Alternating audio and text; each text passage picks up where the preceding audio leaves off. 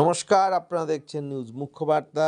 সকলের সাথে সকলকে নিয়ে নিউজ মুখ্যবার্তা দেখতে চ্যানেলটি সাবস্ক্রাইব করুন।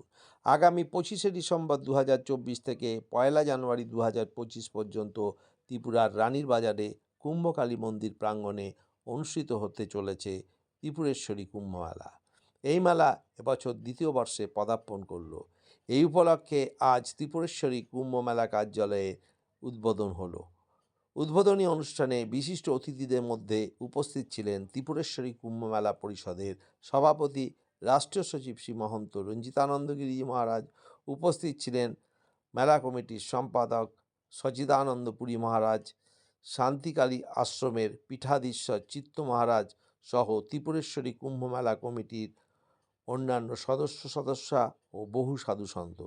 এই অনুষ্ঠানে বিশিষ্ট অতিথিরা এই মেলা প্রসঙ্গে কি জানালেন?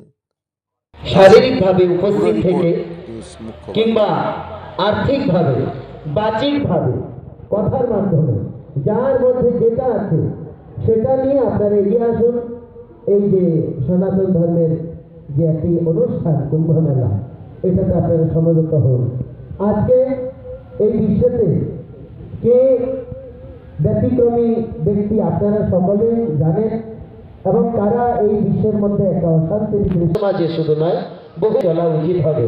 কারণ আমরা যেই মতেরই হই, যেই পথেরই হই না কেন, আমরা এই কুম্ভমেলাকে সাফল্যমণ্ডিত করার জন্য সার্বিক সহযোগিতা করার জন্য অঙ্গীকারবদ্ধ হয়েছে। আমরা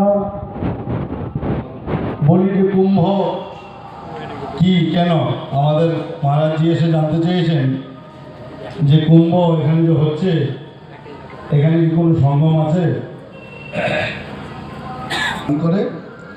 আর একটা হয় নাসিক পঞ্চবটির কাছে গদাবরী রামঘাটে, যেখানে রামঘাট সমস্ত বৈষ্ণবরা স্নান করে। একটাই নদী এই জায়গাটা একটি জায়গা, মানে ওখানেও কোনো সঙ্গম অবস্থান নেই। আর সেই তীর্থরাজ প্রয়াগ কুম্ভ একটা মেলায় শুধু নয়, কুম্ভ একটা সাধনা। আবারও 5 করে আবারও 10 লাখ সেন্ট্রালের 5 লাখ ইমিডিয়েটলি পেয়ে যাবো, 5 লাখ হয়তো কত আনন্দের বিষয়। কুম্ভকালী মা আমাদের মাননীয় মন্ত্রীর মাধ্যমে এলাকাবাসী, আমাদের মণ্ডল সভাপতি, ওনাকে আবার আমাদের মহারাজি নাম দিয়েছে কুম্ভ মেলার পৃষ্ঠপোষক গৌরাঙ্গবাবুকে। বাস্তবিক দিয়ে আর দিনও যাচ্ছে না, মিটিংয়ে যাচ্ছে, আর বাকি সময় পেলে এখানে চলে আসছে। মানে আমাদেরকে নিয়ে ভাবছে, আমাদের এলাকা নিয়ে দেখছে।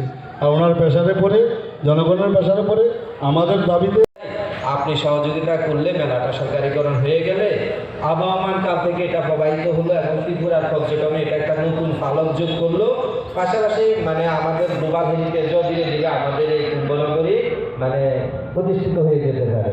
তো উনি সব কিছু দেখে বলেছেন, হ্যাঁ সমস্ত পরিকল্পনাগুলো ভালো এবং এটার জন্য আমারও সমর্থন আছে, কিন্তু আপনারা সিএম এর সাথে কথা বলুন। সিএম যদি এটাকে মানে এস্টাবলিশ করে মানে মন থেকে একটু বলে দেয়, মুখে বলে দেয়।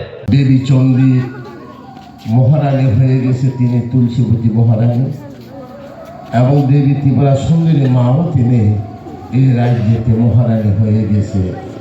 এই ত্রিপুরা রাজ্যের মধ্যে দেবী ত্রিপুরা সুন্দরী, কসবা কালী, চন্দ্রদেবতা, শিব মন্দির থাকাকালে এখন আবার কুম্ভকালী বলে ত্রিপুরাতে একটা কুম্ভ মেলা হবে।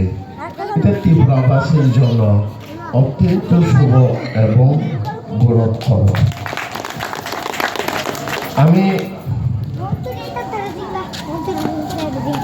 এই আজকে সন্ত সম্মেলনের মধ্যে আমাদের কলকাতা থেকে আগত রঞ্জিতানন্দ গিরিজি, আমার তপবন আশ্রমে সচিদানন্দ গিরিজি, শ্যামসুন্দরজি, কার্তিক প্রভুজি আর সমস্ত সাধু সন্ন্যাসীগণকে আমি ত্রিপুরারা শুধু ভারতবর্ষের সমস্ত সন্ত সম্মেলন বা সন্ত সমাজকে আমি